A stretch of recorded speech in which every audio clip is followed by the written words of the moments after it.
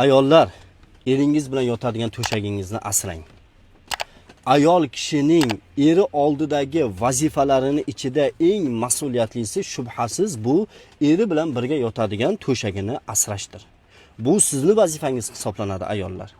Zinhor eringiz bilan birga yotadigan to'shakka, yotoqxonaga, yotog'ingiz, ya'ni spalniga qaynona, qaynota, qaynopa, qaynsingil, qaynoqa, qaynukalarni kirishiga ruxsat bermang. Tunda umuman yaqinlashtirmang. Ruxsat bersangiz ham faqatgina xonangizga kirsin, yotog'ingizni ustiga o'tirishga ham, yotishga ham hech kimga ruxsat bermang. Hatto o'zingizni ota-ona, opa-singil, aka-ukalaringizga ham, voyaga yetgan farzandlaringizga ham yotog'ingizga, eringiz bilan birga yotadigan to'shagingizga yotishiga, o'tirishiga ruxsat bermang. Yo'qsa, agar bunga beparvolik qilsangiz, eringiz bilan orangizga sovuqchilik tushsa, eringiz bilan munosabatlaringiz yomonlashsa, muhabbatingiz so'nib borsa, sevgingiz o'lib borsa, eringiz bilan aybdor o'zingiz bo'lasiz. Sababi siz vazifangizni bajarmadingiz, yotog'ingizni, to'shagingizni qo'riqlamadingiz. Endi qaynona, qaynota, qaynopa, qaynsingil va qaynog'alarga. Hurmatli qaynanalar, qaynopa va qaynsingillar. Qaynotalar zotan ko'pchiligiga kirmaydi, ammo kiradiganlar ham eshitsin.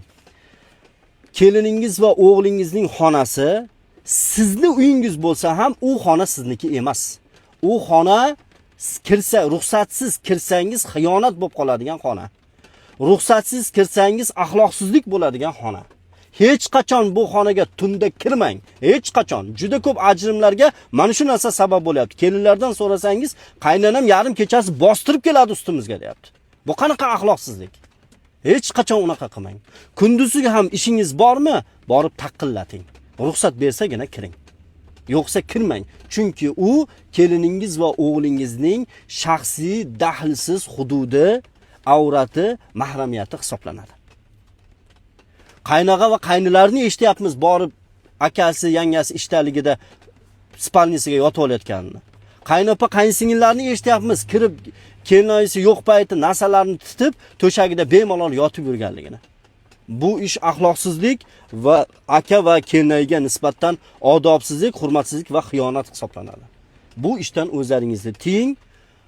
Kelinlarga yana takrorlan aytaman, bu to'shakni asrash vazifasi sizni eng katta mas'uliyatli vazifangiz hisoblanadi. Mana shuni asrasangiz juda ko'p balolarni oldi olinishiga sababchi bo'lgan bo'lasiz.